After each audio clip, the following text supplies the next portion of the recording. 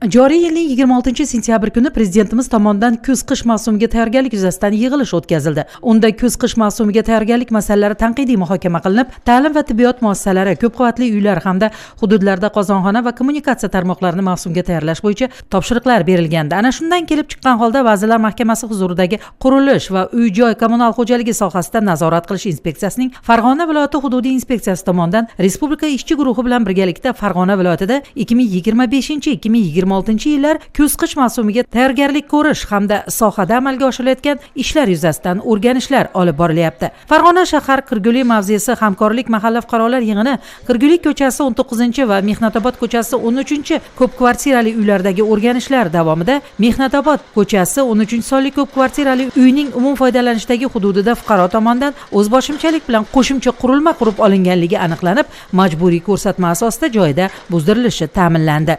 Navbatdagi manzildagi reyd tadbirlari uyushtirilyapti. Ya'ni ko'p qavatli xonadonlarni o'zboshimchalik bilan qurilgan noqonuniy qurilmalar oldini olish maqsadida targ'ibot ishlarini olib borishdi. Bir yo'lida mulkdor tomonidan o'zboshimchalik bilan qurilgan beton konstruksiya orqali qurilgan qurilmani buzdirish jarayonida turibmiz.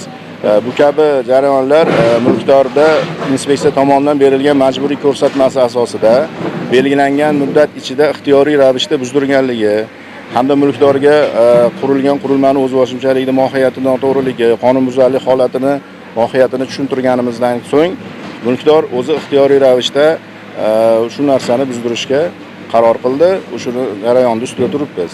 Bu kabi reyd tadbirlari viloyat bo'yicha davom etadi. Ma'lumot uchun aytib o'tamanki, viloyat bo'yicha ko'p qavatli xonadonlarni tutash hududlariga o'zboshimchalik mukammal qurilishlar yoki beton konstruksiyalarini, tayanch konstruksiyalarini yoki ko'p qavatli xonadon texnik holatiga ta'sir ko'rsatuvchi har qanday ishlar qonun buzilish holati hisoblanadi. Bu bo'yicha mulkdorga nisbatan yoki fuqarolarga nisbatan ma'muriy javobgarlik to'g'risidagi kodeks bo'yicha 159-modda bo'yicha tegishli bandlari asosida jarimaga tortilishlarini eslatib o'tamiz.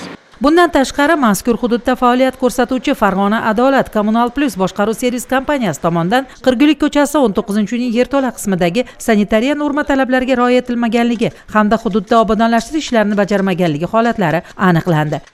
O'rganishimiz davomida Farg'ona Adolat Kommunal Plus MCH shaklidagi boshqaruv servis kompaniyasi tasarrufidagi Qirguli ko'chasi 19-sonli ko'p kvartirali uyning issiqlik tizimidagi nosozlik holati aniqlandi. Mutasaddi tashkilot idora xodimlarini jalb etgan holda mazkur ta'mirlash ishlari amalga oshirilmoqda.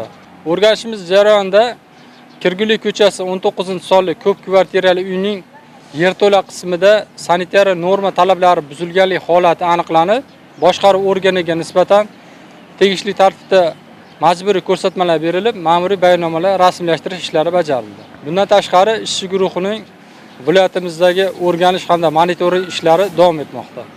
Shuningdek, Qirguli ko'chasi 19-sonli ko'p kvartirali uyga tutash hududda joylashgan issiqlik tizimi quvurida nosozlik holati aniqlanib, mazkur holatni tezlik bilan sifatli tarzda bartaraf etish uchun mutasaddi tashkilot xodimlari jalb etildi. Inspeksiya va mahalla fuqarolar yig'ini hamkorligidagi qaror ijrosini ta'minlash muhimligi faollarga tushuntirildi. Prezidentimiz tashabbusi bilan e'lon qilingan tozalik va ozodalik oyligi doirasida hududda tozalash va obodonlashtirish ishlari ham boshlandi. Viloyatimizning barcha shahar va tumanlarida mazkur yo'nalish bo'yicha o'rganish va monitoring ishlari olib borilyapti.